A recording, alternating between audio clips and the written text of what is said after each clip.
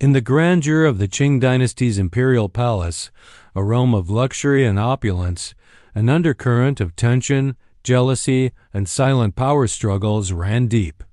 The emperor's harem, a place designed to house hundreds of beautiful women, was far from the serene refuge one might expect. Beyond the rich silks and glittering jewels lay a world of intense competition, where the women of the harem fought for the emperor's favor and for their survival. The Qing harem was not merely a place of pleasure and indulgence. It was a strategic and politically charged institution. The emperor's consorts and concubines were not just there for companionship, they were essential figures in the balance of power in the empire. The emperor's favor could make or break a family's future.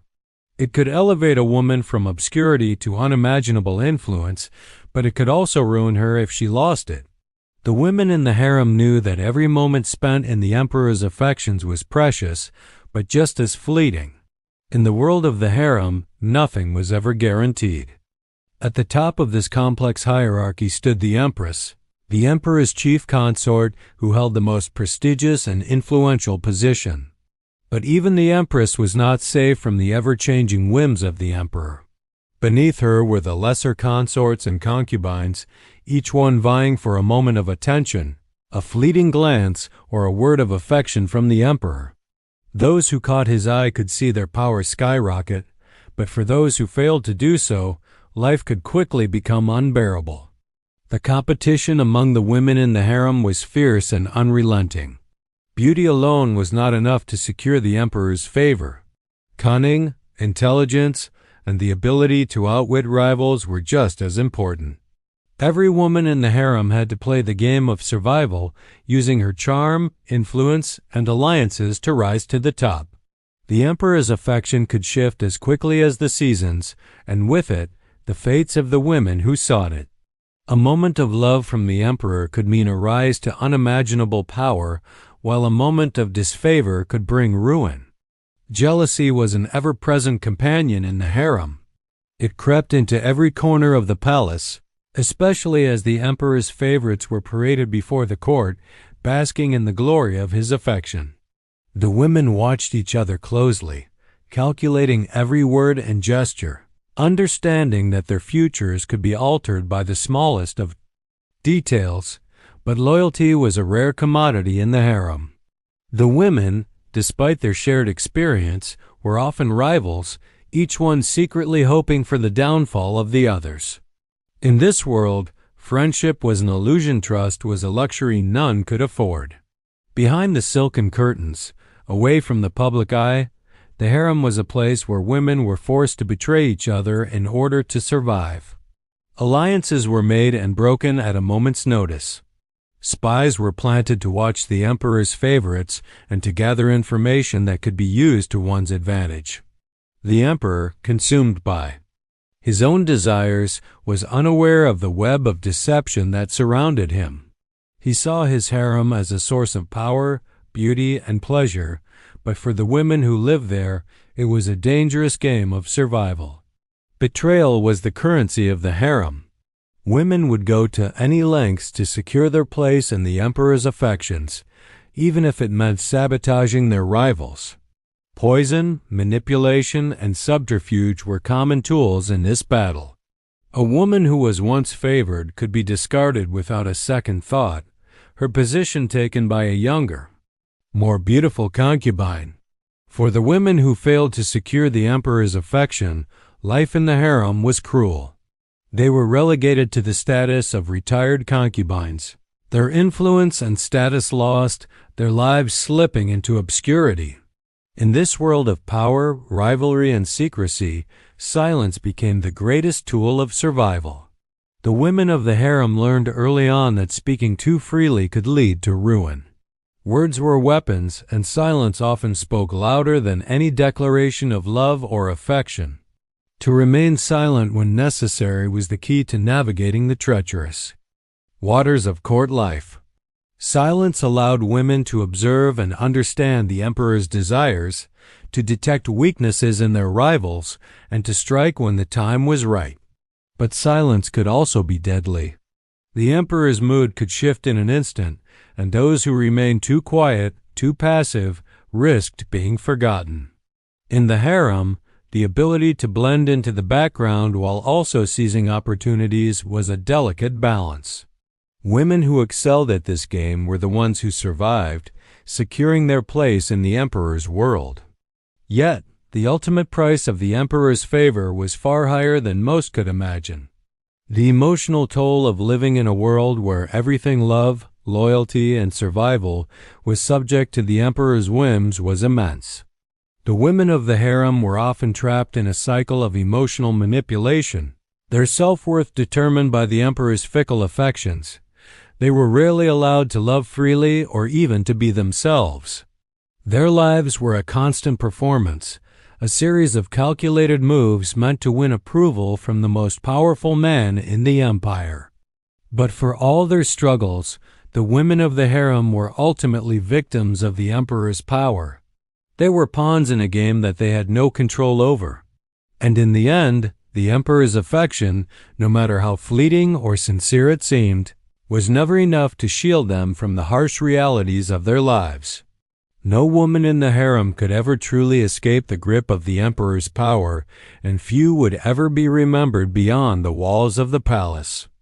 Behind the golden walls of the Qing Dynasty harem, silence reigned, yet beneath it, a cacophony of ambition, jealousy, and deceit echoed through every corner of the palace. The women who lived in the emperor's inner sanctum were not just servants of pleasure, they were players in a dangerous political game, their lives shaped by the whims of a ruler whose affections were both coveted and feared. The harem, for all its opulence, was a place of ruthless competition and silent betrayal. The women of the harem had but one goal: to secure the emperor's favor. A glance, a touch, a whispered word from the emperor could mean the difference between a life of power and luxury or one of obscurity and exile. For the emperor, his consorts were not just sources of companionship, they were pawns in his larger game of court politics. Each woman was a symbol of power, her position directly tied to her ability to maintain the emperor's affection. But this affection was fleeting. The emperor's mood, desires, and attentions shifted constantly, and for every woman who rose in favor, another fell into disfavor. Jealousy permeated the air in the harem. Women who were once favored by the emperor could be replaced by newer, younger faces, often within a matter of weeks. The competition was unrelenting, and every woman knew that if she didn't constantly maintain her place in the emperor's heart, she would be cast aside, her status as a consort lost forever. There were no friendships here, only alliances forged in the heat of rivalry and betrayal. To trust another woman in the harem was a dangerous mistake. Each woman, despite her position, understood that loyalty in such a place was a fleeting illusion. The only thing that mattered was survival. In this world of secrecy and manipulation, silence became the most powerful tool. A woman who could speak little but observe much would find herself with an advantage. The harem was a world of whispered words, subtle glances, and the occasional calculated silence. The emperor's consorts and concubines learned quickly that to speak too much was to risk their position. One slip of the tongue, one careless remark, could draw the emperor's ire. Conversely, to remain silent could also be deadly. To fade into the background meant being overlooked and forgotten. But silence allowed a woman to keep her cards close to her chest, to remain a mystery and, in some ways, a threat. The women in the harem, despite their beauty and grace, lived in a world of constant fear. The emperor, in his need for control, would often use his consorts as tools to manipulate his court. Those who failed to meet his expectations, whether in terms of beauty, childbearing, or obedience, were swiftly discarded. Some were exiled to the furthest corners of the empire, their lives reduced to mere shadows of their former selves. Others were simply forgotten, left to rot in the palace, their once glorious positions reduced to nothing more than a memory. For a woman in the harem, there was no middle ground. One was either the emperor's cherished favorite or a discarded piece of history. For those who managed to hold on to the emperor's favor, the price was often even higher. Power in the harem came at the cost of personal freedom. The emperor's consorts were required to serve him in any way he desired. They were expected to maintain their beauty, their youth, and their grace, all while navigating the treacherous politics of the court. For many, their position was a constant battle fighting not just for the emperor's love, but for their own survival within the harem. The more powerful women in the harem were those who learned to manipulate the emperor's desires, using their charm and intelligence to maintain their position. Some formed alliances with powerful ministers, others with trusted eunuchs who wielded influence over the emperor. These women knew that power in the harem was never about love, it was about control. They didn't just vie for affection, they strategized for domination. To survive in the harem, a woman had to be both a lover and a player in the imperial game. Betrayal was as common as loyalty was rare. Women used every weapon at their disposal, poison, gossip, and deception, to ensure that their rivals were neutralized. In some cases, entire families were involved in the intrigue, with mothers and daughters working together to secure a position of power. The emperor, though often oblivious to the full extent of the rivalry, became a tool in this deadly game. The power of the emperor was simply an extension of the harem's inner workings. Yet, as much as the women competed with each other, they were also bound by a shared fate. The emperor's unpredictability was the one constant in their lives. No woman was ever truly safe. Even those who had the emperor's ear were at risk of being replaced. His whims dictated their lives, and those who could not keep up with his ever-changing desires were doomed to fall from grace. The tragic irony of the harem was that the more a woman tried to maintain control, the more she lost it. In the end, most of the women who entered the harem faded into obscurity.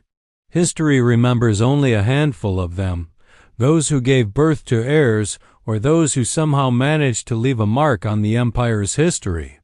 But for the majority, their lives were defined by a silent struggle for power, a struggle that was only known to those who lived it. The emperor's harem was a dark world, where silence was both a weapon and a prison, and where betrayal was the price of survival.